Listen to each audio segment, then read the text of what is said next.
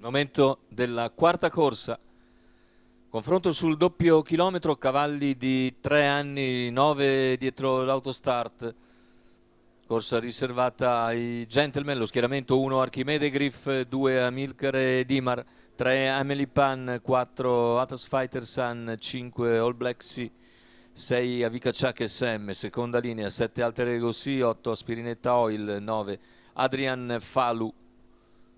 I favori per Archimede Griff in chiusura, Carlo Udorovic in sediolo, ancora 100 metri allo stacco della macchina. L'errore di Amelie Pan, mentre si avvantaggia Atas Fighter Sun che va a condurre nei confronti di Amilcare Dimar, poi Archimede Griff, più indietro Numero 3 Amelie Pan squalificato. La squalifica per Amelie Pan, che era la principale alternativa ad Archimede Griff. All'esterno risale Archimede Dimar, dopo i primi 200 in 15,9 va su Atas Fighter Sun, che però replica.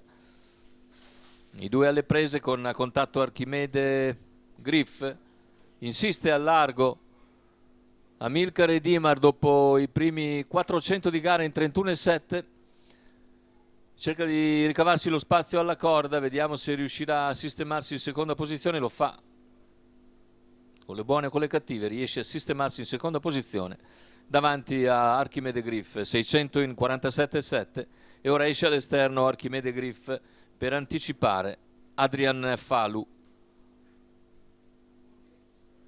Archimede Griff in poche battute va direttamente in schiena, anzi cerca di chiudere nuovamente il varco Amilcare Dimar, e così 1-2-9 per gli 800 con all'esterno Archimede Griff che va sul leader Atas Fighter Sun, poi c'è Adrian Falu che sopravanza Amilcare Dimar, ancora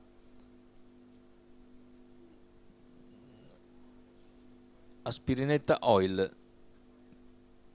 Intanto 1:18,6 per il primo chilometro e siamo passaggio con in vantaggio sempre Archimede Griff. All'esterno si impegna invece Adrian Falu, mentre ha ripiegato Archimede Griff in scia al leader. Più indietro rimane Avica Chuck SM.